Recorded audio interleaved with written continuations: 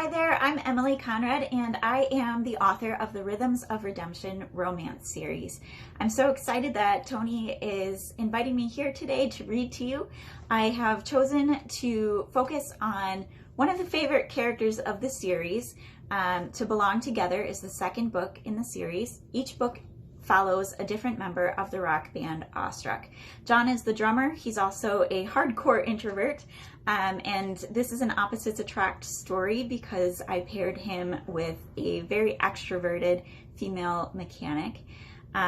It was a lot of fun to write. My husband is both a drummer and a mechanic, so we got to work together a little bit on figuring out some things for the characters and the plot.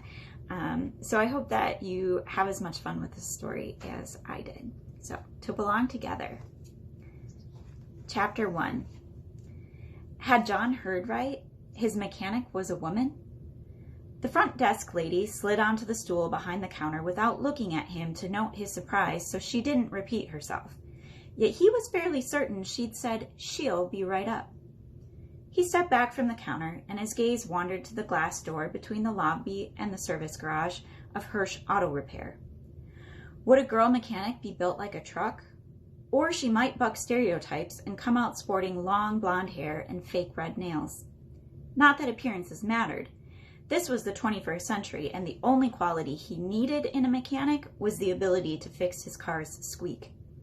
Determined to douse his curiosity, John turned from the door, snagged a waxy paper cup from beside the water cooler, and held it under the spout. Work boots scuffed to a stop behind him. "John?" The upbeat alto voice drew his attention back over his shoulder. Tall, but not truck-like at all, the mechanic had tucked her stiff uniform shirt in at her slim waist. Blue tips accented her short raven hair, and a row of studs ran up her right ear. Attractive, but with attitude. She eyed the other two men seated in the waiting area. Before John got his act together and answered her, an air bubble glugged through the water cooler. Water splashed over his fingers to the plastic grate beneath the spout. "John Kennedy?" "Yes." He flicked the moisture from his hand as he turned from the cooler and found the woman's bright attention on him. She quirked a smile. "Here for a suspension squeak?" Did the extra question mean she didn't know him by sight? That'd be a refreshing change. Fans had been recognizing him, Gannon, and Philip everywhere since Awestruck moved to this small community in northern Wisconsin. The rock band's notoriety was a privilege, but fame complicated the simplest interactions. "That's me. People don't usually have trouble hearing me." The woman's necklace had hooked on the top button of her uniform, and a gold cross glinted against her black shirt. "Grandma always says the loud music will catch up with me." He watched, but the reference to his job as Awestruck's drummer didn't earn him a second glance. He downed the water, tossed the cup in the wastebasket, and extended his hand to her. "I'm John."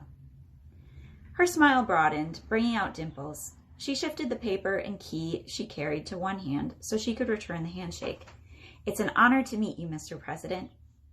John laughed a little too heartily. He'd made his own mark on the name John Kennedy, and people rarely teased him about the president anymore.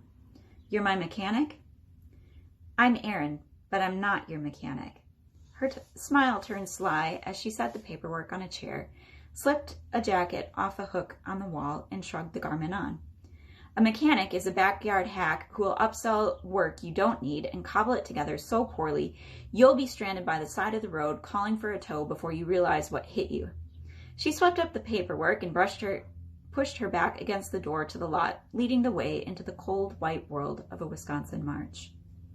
He'd initially heard the squeak in California before the move. The shop there claimed to have fixed it. Either they hadn't, or the terrible road conditions near his new house had knocked something loose again.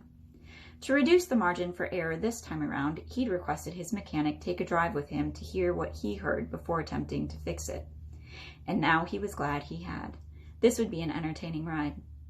"So if you're not a mechanic, you're, his breath puffed, a visible question mark.